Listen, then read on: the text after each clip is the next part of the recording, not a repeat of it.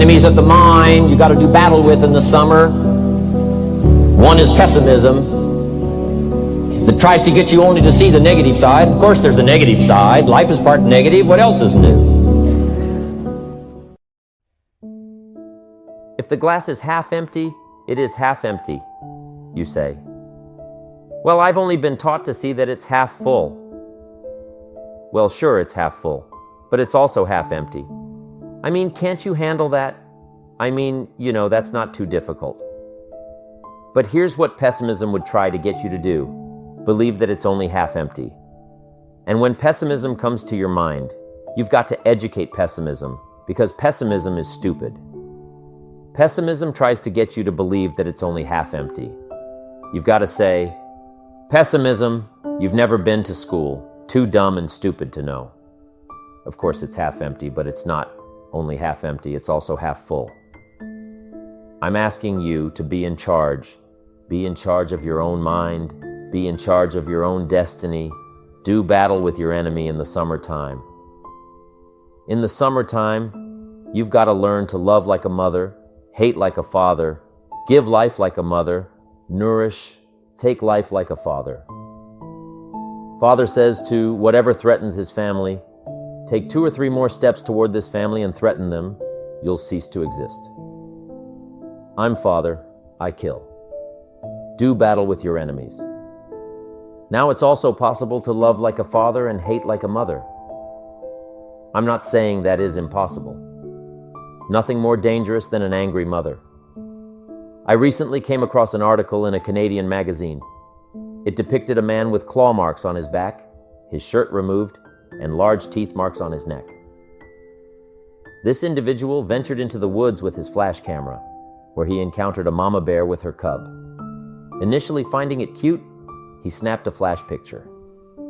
However, Mama Bear took offense to the flash and promptly chased the man, nearly killing him before someone intervened. So, heed the warning of Mama Bear. Now, onto the concept of love and hate, akin to a father and mother respectively. Love like a father, hate like a mother, give life like a mother, take life like a father, or arrange it as you see fit. As long as you nourish your values, family, what's valuable to you, your organization, distributors, and customers. Fulfill your responsibilities, nurture and feed, but also engage in battle against your adversaries. Take up your sword against anything threatening your values. Confront worry and threats head on. Be like your bloodstream. Red corpuscles to nurture like a mother, white corpuscles to combat and eliminate threats like a father. Negative thinking is necessary. Positivity alone won't suffice. Gratitude for white corpuscles, persistently negative, poised to eliminate any threat. They say, show me an infection. I'll eradicate it. Anything endangering this body's future will be met with resistance. Anything seeking to harm this body will be neutralized. I urge you, confront your enemies, whether external or internal. Protect your family, future, and values. Love and nurture, but also engage in battle with whatever opposes you. Draw courage from those who have faced similar battles, who have shared their stories on this stage. They understand the struggle. Take inspiration from them, and in the summer, engage in both battle and nourishment. In the harvest time, take your harvest and all that comes your way with full responsibility. Don't complain.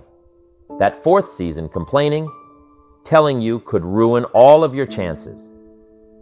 Complaining sometimes starts as an infection. If you don't take care of it, it becomes a disease. Do battle with it in the harvest time. Reap your harvest without complaint. It's your crop. You sowed it. You either made the calls or didn't make the calls. You wrote the letters. You didn't write the letters. You were steady or you weren't steady. You did it or you didn't do it. You put together a good day or you didn't put together a good day. Take responsibility when the harvest time finally comes and say, hey, it's my crop. Gotta take responsibility for it. I do not complain. And then, here's the next Do not apologize if you've done well. We offer no apologies when these winners that walked across this stage here go back to their communities. We offer no apology for making the kind of money they make because of the lives they touched and the people that they helped. No telling what would have happened if these people had not touched many people's lives, who touched many people's lives. When you go back to the community, all of you that were winners here, I ask you to go back with no apology because you've done your job well and you've given good hands to everybody you've touched. You deserve all the money. Ladies and gentlemen, it is my honor to be standing before you here to continue talking to you about one of the greatest dangers that we face in our lives, and that's the danger of settling in our comfort zones.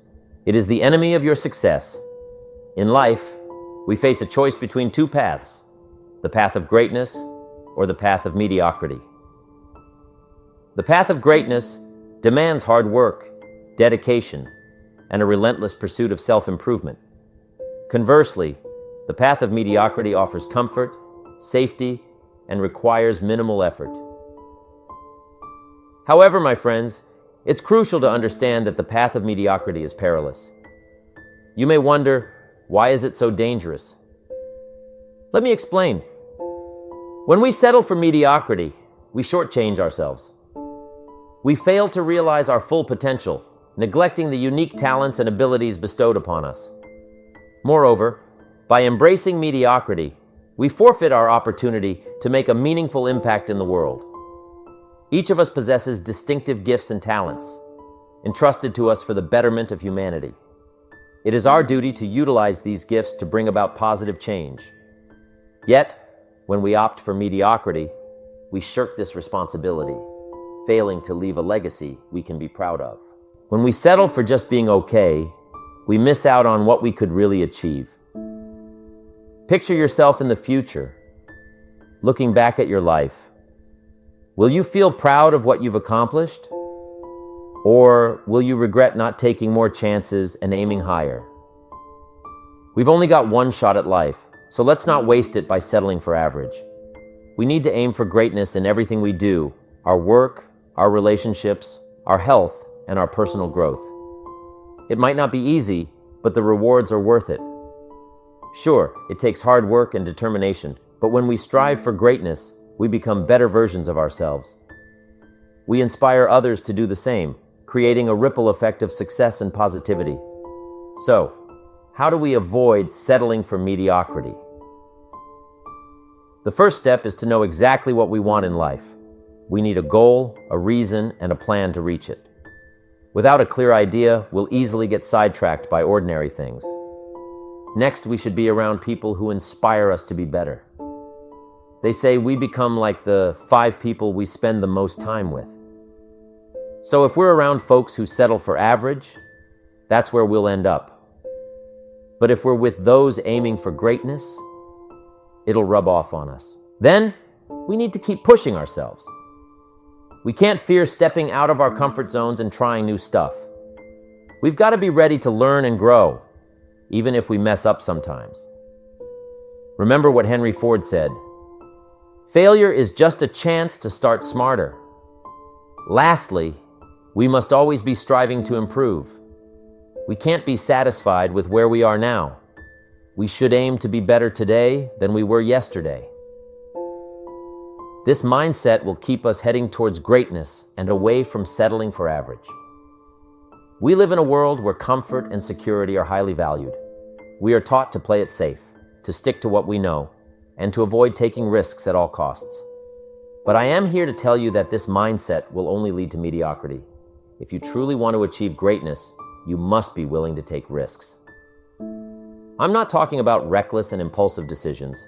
I am talking about calculated risks that have the potential to bring about positive change in your life. You see, taking risks is not about being careless. It is about being brave. It is about having the courage to step out of your comfort zone and into the unknown. Think about all the successful people you know.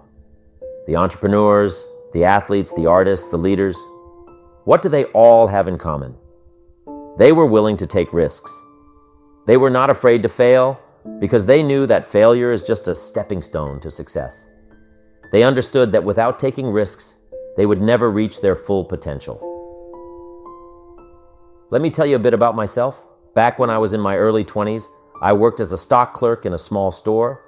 It was an okay job, but deep down, I felt there was something more out there for me. I wanted to be successful, to make a real impact in the world, so I took a leap of faith. I quit my job and decided to start my own business. Now, that decision was pretty scary at the time, I won't lie. But looking back, it was the best move I ever made. That business I started ended up becoming a multi-million-pound enterprise, and it completely changed my life. If I had played it safe and stayed in my comfortable job, I'd never have experienced the level of success and fulfillment that I do today. Taking that risk was a turning point for me. It taught me so much, pushed me out of my comfort zone, and ultimately brought me to where I am now. Now I get it. Taking risks can be pretty daunting. It means dealing with the possibility of things not going as planned, failure, rejection, disappointment, all that scary stuff. But let me throw this question at you. What's scarier, taking a risk or looking back on your life filled with regrets? Trust me, regrets weigh heavy on the soul. They're what happens when we don't take action, when we shy away from risks. So, how do we shake off the fear of taking risks? Well, first off, it's all about changing our mindset. Instead of seeing risks as something to avoid at all costs, we should view them as opportunities for growth and success. Every risk we take, regardless of the outcome, teaches us something valuable. Next up, preparation is key. Taking risks doesn't mean being reckless. It's about doing your homework, having a solid plan, and being ready to adapt if things don't go as expected. It also means putting in the effort needed to make that risk pay off. Then, there's the people factor. You've heard that saying by Jim Rohn, right? You are the average of the 5 people you spend the most time with. Surround yourself with folks who are successful and have a similar mindset. They'll cheer you on and lend a hand when you need it most. Lastly, taking risks isn't a one-off deal. It's an ongoing journey. As we grow and our dreams evolve, so do the risks we need to take. We've got to keep challenging ourselves, stepping out of our comfort zones if we want to keep on growing and reaching our full potential. You know, fear and self-doubt, they're like big barriers standing in the way of our success and happiness. They're like this dark cloud hanging over us, stopping us from reaching our full potential. But the thing is, they're not real. They're just tricks our minds play on us. I've been there myself. Back when I was a young man, I had these grand dreams, but I was always held back by my fears and doubts. I was scared of failing, of not being good enough, and those feelings stopped me from chasing my dreams. But then, I realized that something had to change. I took small steps bit by bit, and slowly but surely, I started to conquer my fears and doubts. Let me tell you, it wasn't easy. It took a ton of hard work and determination, but it was worth it. Because on the other side of fear and self-doubt, there's a whole world of possibilities. So how do we beat fear and self-doubt? Well, here are a few ideas. First, we've got to understand that it's natural to feel scared or unsure when we're faced with something new. But we've also got to remember that these feelings are just that, feelings. They don't define us, and they don't dictate what we're capable of. The next step is to figure out why we're feeling afraid or doubtful. Sometimes it's because of stuff that happened in the past or beliefs we've picked up along the way. We need to challenge these beliefs and ask ourselves if they're really true or just stories we're telling ourselves. By questioning our thoughts, we can start to break free from their hold on us. Another important thing is to surround ourselves with positive and supportive people. The folks we hang out with can really affect how we see things and how we feel about ourselves. So it's important to be around people who believe in us, encourage us, and push us to be our best. But the most crucial step in beating fear and self-doubt is to take action. When we sit around doing nothing, that's when fear and self-doubt take over. They stop us from moving forward. But when we take action, even if it's just a small step. We start to feel more confident. And the more we do, the less power fear and self-doubt have over us. Remember, change is a part of life. It's something we can't avoid. But instead of being scared of it, we should embrace it. Because through change, we grow and become better versions of ourselves. I know that change can be scary. It can be uncomfortable and even painful at times. But let me tell you, the pain of staying the same is far greater than the pain of change. If we resist change, we are essentially resisting growth and progress in our lives. Think about it. If we never changed, we'd still be crawling on our hands and knees as babies. We wouldn't learn to walk, talk, read, or write. We wouldn't experience the wonders of the world, the beauty of nature, or the joy of love. Change is what moves us forward, pushing us to reach our full potential. But why do so many of us resist change? Why do we cling to the familiar, even when it no longer serves us? The answer is simple. Fear. Fear of the unknown, failure, and discomfort. We're creatures of habit, and change disrupts our routines and comfort zones. But let me tell you, fear is just false evidence appearing real. It's an illusion that holds us back from living our best lives. To embrace change, we must change our mindset. We should see change as an opportunity for growth, not a threat. Let go of fear and trust in life's process. Change is the only constant, so why not embrace it and make the most of it? I'm not saying change is easy. It takes courage, determination, and a willingness to step out of our comfort zones. But let me tell you, the rewards of embracing change are huge. When we embrace change, we open ourselves up to new experiences, opportunities, and possibilities. We allow ourselves to learn, grow, and become the best versions of ourselves. Think about some of the most successful people in the world. They didn't get there by staying the same and resisting change. They embraced it, adapted, and evolved. They took risks, faced failures, but they kept moving forward. So, how do we embrace change in our lives? First, identify what needs to change. What areas of your life aren't you satisfied with? What habits hold you back? Then, take action. Acknowledge the need for change and actively pursue it. Start with small, consistent steps. Like a caterpillar becoming a butterfly, change happens gradually. Take one step, then another, and another. Surround yourself with positivity and support. Find mentors or friends who've embraced change successfully. Surround yourself with those who uplift and encourage you. And remember, be kind and patient with yourself. Change takes time, and it's okay to stumble along the way. The key is to keep moving forward. In a society seeking comfort and convenience, real growth and success come from embracing discomfort. Have you ever achieved something great by staying in your comfort zone? Have you ever accomplished your dreams by playing it safe and avoiding discomfort? I doubt it. Discomfort isn't something to fear, it's something to welcome. It shows you're challenging yourself, growing, and pushing your limits. Without discomfort, there's no growth. Think about the gym. When you lift weights, you intentionally make your body uncomfortable. But that discomfort makes your muscles stronger.